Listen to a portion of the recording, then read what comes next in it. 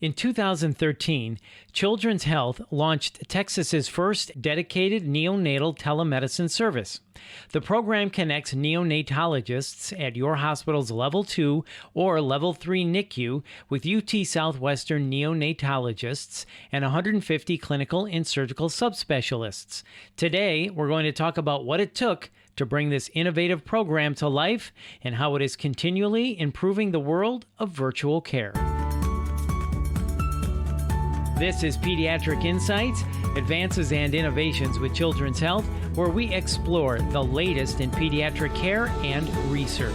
I'm Bill Klaproth. With us to discuss the TeleNICU and how it is improving virtual care is Dr. Rashmin Savani, a neonatologist and Division Chief of Neonatal Perinatal Medicine at Children's Health and professor at UT Southwestern, and Dr. Jawahar Jagarapu, a neonatologist at Children's Health and assistant professor at UT Southwestern.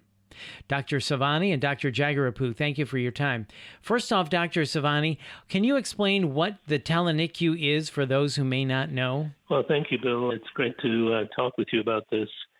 So TeleNICU is really a mechanism by which we can extend the level of our sophisticated care to communities that are far away from us. I first moved to Texas about 14 years ago, and I quickly realized that if you fly from Dallas to Los Angeles, 2/3 of the way you're actually over Texas. So it's a huge state, and the idea of allowing us to touch the lives of babies in more than our closest vicinity, we were going to need to use some technology to do that. And so we came up with the concept of telemedicine. Telemedicine, of course, has been around for a very long time, and some applications in neonatology have been done. But the idea was to connect with outside neonatal intensive care units so that they could connect with us remotely using an audiovisual line to allow us to then look at the baby, examine the baby, talk to the parents, talk to the doctors, look at x-rays, etc., so that we could provide some consultation and advice to the physicians or providers that are in the outside hospital. The TeleNICU is really a way to electronically extend the reach of our ability to take care of babies. We are a level 4 neonatal intensive care unit, so we represent the highest level of care that you can get anywhere in the world. And so we want to be able to help babies in more remote, more rural areas that may not have those kinds of facilities. So being Texas's first dedicated neonatal telemedicine service, this had to be quite an undertaking. Can you walk us through the history of the TeleNICU program and how it began, and what did it take to establish this program, and what were the obstacles you faced? So obviously, it's not for the faint of heart that you set up a program like this. There's a lot of different things that need to be done. We actually launched the program in 2013, so we've been live with TeleNICU for quite a while now, coming up to 7 years. But it took about 2 to 3 years of planning before we launched the TeleNICU program. And that involves a lot of different kinds of people. So we need the technology, of course. So you have to have the hardware and the software that can allow you to do this, so that you need a secure connection so that patient information is protected. We needed to be able to reassure everyone that this was not able to be hacked, if you will. Obviously, it's an internet-based program, so we looked at quite a number of different technologies out there, and we settled on what we have now as being the most robust and flexible. We also needed the capability of using electronic stethoscopes, for example, or electronic otoscopes, so we could listen to the baby's heartbeat, lung sounds, and belly sounds remotely. We also needed to be able to have a high-definition camera so that if there were some skin lesions, we could look at them in very close proximity and very crystal clear. So the quality of the images and sound needed to be extremely good as well. So there's the technology part of it.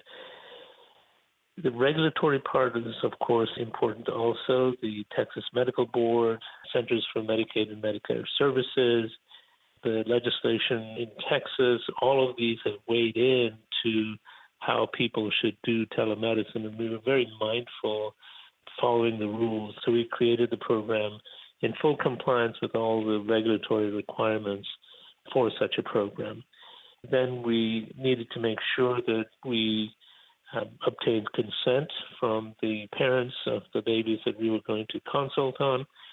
So there was a legal sort of accounting of what we needed to do so that we wouldn't be infringing on people's privacy or anything of the sort. So there's a legal component to it as well. And then what about documentation? Whenever a physician provides service, we need to document what we did. And so we had a full accounting of compliance people that allowed us to identify where the note would be written, how we would communicate to the outside facility.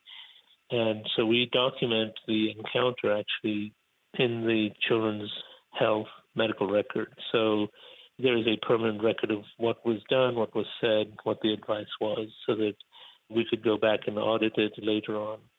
So there's quite a few steps to all of this, and we spent at least 2 to 3 years making sure that all of these different things were accounted for. So when you said this isn't for the faint of heart, you weren't kidding. No, you have to be tenacious. That's right.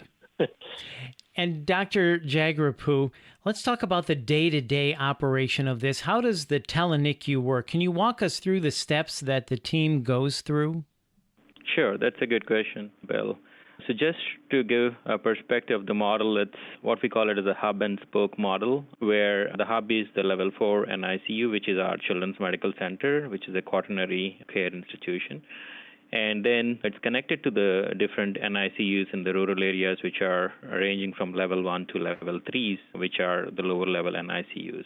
And typically, whenever we have a baby who the referral hospitals they would like to consult on for specialist care and everything, they initiate a consult by calling the access center, which is present at the Children's Medical Center, and then they would like to request for a TeleNICU physician who is on call. And by the way, the service is a 24/7 service, so at any time in the middle of the night, if they have an emergency or something they would like to consult, there is always a TeleNICU physician on call who can take the call. So once they contact the access center, depending on the urgency, sometimes if it is a less urgent one, they would like to schedule a time and a date, which is convenient for both the families who are in the rural areas and the lower level NICUs, and also for the physician here, and then would like to initiate a consult at that time. And if it is an emergent consult, I think we have the ability to connect within 15 minutes, and we have the ability to use our laptops as a medium to connect to the lower level NICUs. And once the consult is scheduled at a time, and then usually the referral hospitals are equipped with something called telemedicine carts. So these are the sophisticated equipment which Dr. Savani was mentioning earlier. It has a screen and it has mounted cameras, which are the Cisco high-def cameras, along with the peripherals attached to it, like stethoscope, otoscope, and dermatoscope. So that cart is vital in terms of our consultation process. And that card gives us the eyes on the baby. We are able to manipulate those remote cameras from our laptops from our end so that we can zoom in and look at the baby. And it also allows us to do all the examinations. As Dr. Savani mentioned, when the stethoscope is connected to the baby, we can hear the heart sounds, on a live basis, not even recorded. It's like a direct transmission.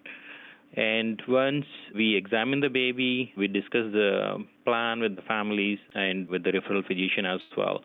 And the consultation is kind of completed at that time, and we make a decision whether we need to see the baby here or whether we can keep the baby over there and continue to follow up. And once the consultation is finished, we document the whole encounter in our charts at Children's Medical Center. So let's talk more about the technological advances. We heard about the electronic stethoscope. You talked about mounted cameras. Can you tell us more about the state-of-the-art equipment that's used for the remote exams, and why is this equipment so important for the program's success? When I joined here 5 years ago, that was the most fascinating part when Dr. Savani showed me the TeleNICU suite. And so the telemedicine cards, which I was mentioning, it has something called the high-def cameras, which are mounted on the screens. And the cool thing about them is you can manipulate from your end. The referral physician doesn't need to touch it. We can manipulate them from our end so that you can have a closer look at the baby. It's like being at the bedside. So the technology is advanced so much that we can perform those maneuvers. And the other things are the stethoscopes. Again, you can hear the heart sounds and the murmurs very clearly, given there's a very good broadband connection. And also the things are the dermatoscope, where if you want to look at a skin lesion or something, a rash, which I think the referral physician is worried of and they're not sure of what it is. I think that also gives us a live kind of feed to see the pictures. And otoscopes are where you can use for looking into ears, and you can even look into the oral cavity to perform a detailed examination. I would say with the current technology available, you can virtually do everything, except the only thing we could not do is the hands-on palpation. So the inspection can be done, which is a very vital thing for a newborn examination. It's almost like 70 to 80% of the cases. And auscultation can be done with the stethoscope. So the only thing I could not do is a palpation, which we kind of sometimes rely on the local referral physician's exam. So with this equipment, you can virtually replicate an in-office visit. I know nothing will replace an in-office visit, but this is certainly the next best thing. And then can you explain why the TeleNICU is a win for patient families and for the healthcare system? Yeah, great question, and it speaks to the soul of the program. When Dr. Savani established it in 2013, I think there were very core objectives, which, one is to extend our specialist care or quaternary care to the rural areas. That was one of the main objectives. And the second thing is keeping the newborn babies closer to their homes, right? We connect to the NICUs, which are 500 miles away from here. Odessa is one of our centers. I think one of the biggest win for the families is basically to stay locally at their own hospitals and receive the highest level of care which they need without doing a travel of 500-mile one-way trip. And so that's one of the things. And from the study, we conducted a review of our program, and we are in process of publication. But basically, the study showed that more than half of these babies whom we are doing consultations were kept at the local hospitals. So in the absence of a TeleNICU program, I think all these babies would have been triaged through phone calls in the past, and they all would have been transferred. Because with the phone call system, you can't even see the baby, you can't assess their status. But I think the telemedicine gives the leverage of actually examining them and make that decision confidently so that we can manage the babies locally and keep them and transfer them whenever it is needed. And for the healthcare systems, I think it's a huge win-win situation for Children's Medical Center, which is a level 4 center, which is a very busy center. And we are kind of, always scarce of our beds because of all these referrals for the specialist care. We always keep a very tight bed control kind of process. And so we can decide which babies need to be transferred, and you can avoid some of those. If there is a way to avoid some of those transfers, it can be managed locally. So that would be a perfect idea. And for the local hospitals, the rural hospitals, I think it's a huge win for them because they have 24/7 access to our specialist care, and they can keep the babies locally there. And, that kind of reinforces the family-centered care of NICU, where we're trying to benefit the families as much as they can by keeping the babies closer to their homes. So it's a three-way benefits to the local hospitals, for the quaternary center like us, and for the families as well. And Dr. Savani, are there any other benefits of the TeleNICU program that we haven't talked about? The cost of care is lower in a lower acuity center. So levels 1, 2, 3 are cheaper than the care that's provided in the level 4. And so if you retain patients in the outside hospital, you actually save healthcare dollars. And I think Dr. Jagrapu's study actually shows that just the cost of the transport alone saves a huge amount of money. Dr. Jagrapu, can you tell us what your findings were? Yeah, I think the transport cost savings itself, just because we avoided a transfer of more than 50% of the babies, the transport cost savings itself is up to $0.9 million. And it's not even taking into the equation families who are able to continue with their jobs because the baby is able to stay closer to their NICU. And there are some other studies which looked at loss of pay and everything because the families had to take time off from work, and also the travel savings. They have to travel all the way 500 miles away from their center to the quaternary care. So there are some of the other significant cost savings as well. But from our study, it's just from the transport cost savings for the healthcare systems up to like $0.9 million. Over 2 years. Yeah. And this is such a remarkable program. Dr. Savani, what advice would you give to other systems who may be looking into the possibility of offering a similar program? So absolutely. I think that this kind of approach will save money and keep families closer to their geographic locations and should be shared with multiple other centers that are interested. In fact, we've had 4 or 5 centers call us to say, well, how did you do this? And there are very methodical steps, and we've actually helped University of Minnesota, Johns Hopkins, and others that have asked us. And you have to be very, very methodical in the way you approach it. You have to have the right people at the table.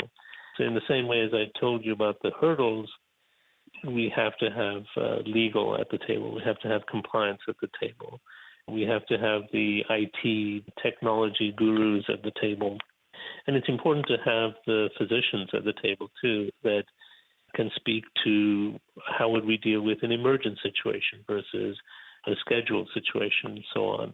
You also have to have program managers so that what is the workflow here? The phone call comes into the access center. What are the questions that the technician on the access center is going to ask? How do we get the neonatologist, TeleNICU doctor on the line as quickly as possible to the outside center? And while we give 15 minutes, we actually most of the time can connect with the TeleNICU doctor within 2 minutes. So we try and get that outside facility connected to the TeleNICU doctor as quickly as possible. So all of those hurdles, you have to have the right people there, and each person has their own job to do, which is then coordinated in a sort of committee that met. When we set it up, we met every 2 weeks, and everyone had homework to do, and you better have your homework done by the time you get to the next meeting. Otherwise, you would be blamed for delaying the onset of the program.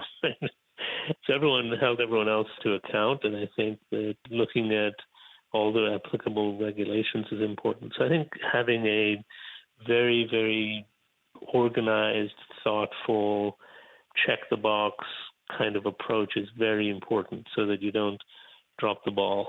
You've set it up so that when you actually go live, it just goes so smoothly and so seamlessly. And for the users now who do telemedicine consults, you just press a button and it works. But behind that one press of a button is a whole series of things that were put in place to make sure that that was seamless and without hassle. And of course, the last thing I will say is you've got to have a technical crew available 24/7 in case things go wrong. Sometimes the outside hospitals have had difficulty remembering which plug to put the stethoscope in. And so there's a technical crew available to them to say, no, the black wire goes in the black socket, that kind of thing, so that the telemedicine consults can happen flawlessly, seamlessly, and quickly. And is there anything else we should know about the TeleNICU program? The one thing I will say is that it demonstrates the partnership extremely well. So Children's Health and UT Southwestern have partnered to put this program together, and we're fully committed to advancing that partnership. I think that being the only academic center for children in North Texas is a really important attribute, and I think it allows us to do things together that the individual parts couldn't do on their own. And I think that partnership is something that we ought to use to further advance care for children and, really reach all the rural and remote parts of Texas so that we can help every baby get the care that they need without having to travel whole huge distances to get that care. So we're very proud of it, and we're very proud of that connection that we have between Children's Health and UT Southwestern. And then lastly, Dr. Savani, I do want to talk about COVID-19. How has COVID-19 impacted the TeleNICU, and how has it benefited you through the COVID-19 pandemic? Right. This is such an important question. As you know, the world is grappling with an incredibly serious and devastating disease. And I think that telemedicine has really taken off and really been given a sort of shot in the arm, if you will. So the idea that you can provide care from a distance decreases the chances of healthcare workers and consultants and others from actually contracting the disease. And so we have now set up a consultation service even within the Children's Medical Center where subspecialists can provide consultation remotely using the system, TeleNICU, so that they don't have to go in and examine the patient physically. They can actually be at a safe distance and provide the same level of consultation that they could otherwise. And I think that's going to significantly help folks from actually catching disease while they're providing care. As you know, healthcare workers have been affected dramatically by COVID and taking care of patients with COVID. The other thing that's happened, of course, is that ambulatory appointments have almost completely gone virtual. And I think that sort of portends to how it's going to be in the future. We won't ever not have in-person outpatient visits, but I think the advent of COVID has really galvanized us to say that we can provide care virtually and the outcomes are exactly the same as if we did it in person. That allows us to triage patients properly, not have backlogs of outpatient visits, and continue to provide the high level of care that we want to. Well, this was such an important tool before COVID-19, and who would have thought how instrumental its use is right now. Dr. Savani and Dr. Jagarapu, this has been fascinating. Thank you so much for your time today. Thanks a lot, Bill. Thank you for having us, Bill. Thank you. That's Dr. Rashman Savani and Dr. Jawahar Jagarapu. Thank you for listening to Pediatric Insights. For more information, please visit childrens.com/TeleNICU. And if you found this podcast helpful, please rate and review or share the episode. And please follow Children's Health on your social channels. This is Pediatric Insights, Advances and Innovations with Children's Health. Thanks for listening.